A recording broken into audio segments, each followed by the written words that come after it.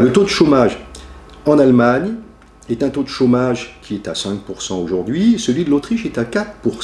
Et lorsqu'on regarde effectivement la trajectoire de l'Autriche dans la crise, on se rend compte qu'elle n'a quasiment pas eu de problème d'emploi. Alors pourquoi cela? Eh bien cela tient d'abord à la position géographique de ces pays, puisque ces pays sont à la limite avec les pays d'Europe de l'Est, qui sont des marchés extrêmement dynamiques, et que ces pays ont su profiter de cette opportunité.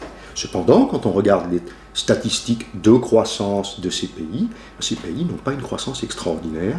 Alors ça renvoie à une constatation de plus en plus claire aujourd'hui. Un taux de croissance de 5% l'an, qui était le taux de croissance de la France dans les années 60. C'est un taux qu'aujourd'hui on n'observe plus qu'en Chine ou en Inde.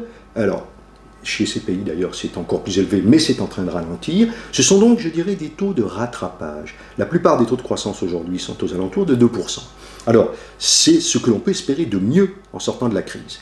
Et si vous prenez maintenant le taux de croissance de la productivité, c'est-à-dire l'efficacité, et notamment l'efficacité du travail, ce qu'elle permet d'obtenir, ce que le travail permet d'obtenir par heure de travail, eh bien, ça aussi, ça progresse, et ça progresse à peu près du même ordre, c'est-à-dire de 1 à 2%. Alors, mettez les deux chiffres ensemble. Si vous avez une croissance de 1 à 2%, et que la productivité augmente de 1 à 2%, ça veut dire que vous n'avez pas besoin de plus de monde ou de plus d'heures pour produire ce qui sera demandé par la croissance. Moralité, on revient sur quelque chose d'assez simple, nous allons vers des croissances ralenties, ça suppose des gens quand même très dynamiques et très adaptables, pas du tout l'idée qu'il n'y a qu'à laisser tomber et qu'on va ne pas chercher à être compétitif, pas du tout, il faut rester compétitif, tout en sachant que c'est être compétitif, partager le travail, ce qui permet d'arriver vers cette croissance ralentie et aussi vers la transition écologique, parce que finalement le capitalisme a beaucoup pollué et la croissance ralentie maintenant est un peu un horizon inévitable.